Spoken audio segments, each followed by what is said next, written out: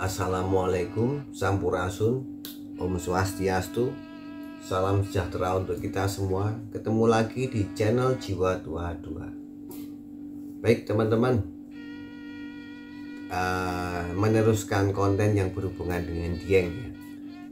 Di sebelumnya itu konten saya mengenai Tok Bimo Lukar yang konon merupakan mata air dari Sungai Serayu. Di konten yang kemarin saya menceritakan mengenai Kiai Kolodete, Sunan Kalijogo dan penyebaran agama Islam di daerah Dieng. Kali ini saya mau menceritakan mengenai Joko Tingkir. Nah, pertanyaannya pasti ada apa sih hubungan Joko Tingkir dengan Dieng? Ada apa hubungannya dan kok bisa Joko Tingkir berhubungan dengan Dieng?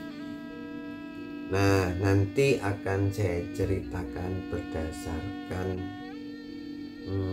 mitos atau cerita yang sudah berkembang di daerah Dieng mengenai sosok Joko Tingkir ini. Bagaimana cerita dan hubungan Joko Tingkir dengan Dieng? Simak setelah yang satu ini.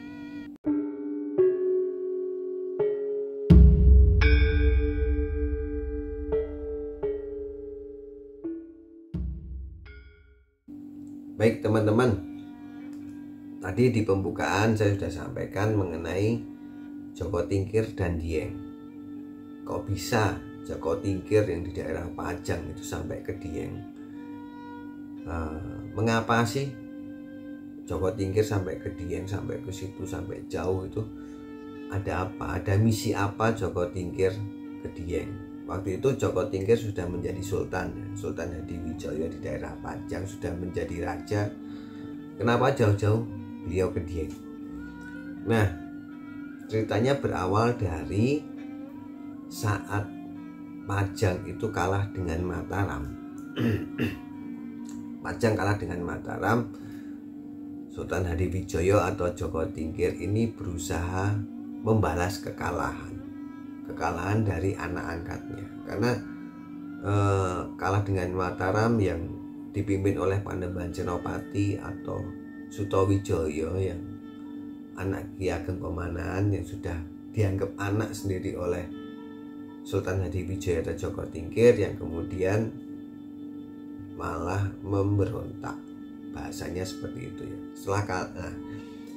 Setelah kalah, Sultan Hadiwijaya atau Joko Tingkir ini kemudian pergi mencari guru yang yang sakti lah ya, bahasanya yang sakti. Kemudian sampailah Joko Tingkir di daerah Dieng, Wonosobo. Sampai di daerah Dieng, beliau bertemu dengan seorang guru ini bernama Syekh Abdullah Qutbuddin, yaitu seorang mursyid yang mempunyai tarekat itu Qadiriyah. Nah, di situ Joko Tingkir menjadi muridnya Syekh Abdullah, kemudian diajari mengenai ilmu dan spiritual. Diajari ilmu-ilmu itu konon sampai 40 ilmu yang diajarkan Syekh Abdullah ini kepada Joko Tingkir. 40 ilmu ini yang menjadi puncak ilmunya adalah ma'rifat. Sebagai puncak ajaran dari Syekh Abdullah ini, puncaknya ma'rifat. Nah, di situ disebutkan ya bahwa ilmunya itu salah satunya adalah taubat, wara, suhud, tawakal, ada ridho, ada ada syukur, ada sakinah, ada gaibah, terus sampai 40 hingga puncaknya mencapai di titik mahrifat. Nah, setelah Joko Tingkir itu merasa ilmunya sudah cukup untuk membalas dendam, membalas kekalahan dengan Mataram, akhirnya dia berniat kembali ke kerajaan Pajang. untuk mengambil alih kekuasaannya. Tapi ada suara atau ilham yang ini sama seperti yang pernah saya sampaikan di beberapa konten berikutnya mengenai Joko Tingkir. Suara ini membuat Joko Tingkir mengurungkan niatnya untuk membalas dendam ke Sutowijoyo atau Panembahan Senopati. Karena di dalam pesan yang dia terima adalah ilmu sebegitu banyaknya. 40 ilmu itu bukan untuk merebut kekuasaan, bukan untuk untuk hal-hal yang duniawi, tapi lebih ke hal yang rohani, spiritual, dan agama. Sama teman-teman dengan penjelasan atau konten saya yang mengenai 40 buaya itu, yang dimana Joko Tingkir mendapat mimpi dari Sunan Prapen. Ini satu cerita yang mirip sekali ceritanya, ini sangat-sangat mirip, tapi dengan lokasi yang berbeda. Nah, nanti teman-teman percaya yang mana, apakah versi yang sebelumnya atau yang versi ini, saya kembalikan ke teman-teman yang menonton channel Jiwa 22, karena saya tidak bisa mengarahkan, oh bener yang versi dulu, versi konten yang kemarin, atau bener yang versi konten yang ini. Karena sejarah itu adalah pilihan, kita mau percaya versi 1 atau versi 2, kecuali ada data primer yang sudah fix, sudah pasti. Nah, kita baru percaya ada di situ. Ya mungkin semacam prasasti atau apapun itu data yang dianggap data primer atau yang mencantumkan kejadian itu. Nah, menurut versi ini adalah setelah beliau mencapai ilmu 40 ini, beliau pergi naik sampan ke daerah Bengawan Timur, ke Bengawan Solo, dan dia pergi ke timur. Di dalam perjalanannya, di versi ini dia didorong oleh 40 buaya.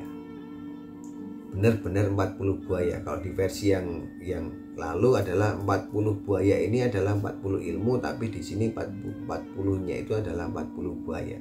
Nah, di versi ini Joko Tingkir mendapat 40 ilmu dengan puncaknya itu adalah ma'rifat plus 40 buaya. Jadi ini semacam penggabungan dari versi yang dulu adalah Joko Tingkir didorong 40 buaya, kemudian ada versi lain 40 itu adalah ilmunya Joko Tingkir, ini digabungkan. Jadi mix antara yang 40 buaya dan 40 ilmu bergabung menjadi satu di versi ini. Jadi ini ada daripada, saya nggak tahu kenapa bisa jadi bergabung ada di sini. Nah, kemudian dia sampai ke daerah Tringgobayan di Lamongan. Kemudian sama ceritanya, beliau mendirikan pesantren yang menjadi cikal bakal pesantren di daerah Jawa Timur. Disebutkan juga di versi ini adalah Joko Tingkir itu adalah seorang wali Allah. Karena apa? Karena beliau meninggalkan pengaruh dan pesan-pesan spiritual ke generasi berikutnya. Pesannya salah satu, jabatan itu digunakan untuk kepentingan rakyat.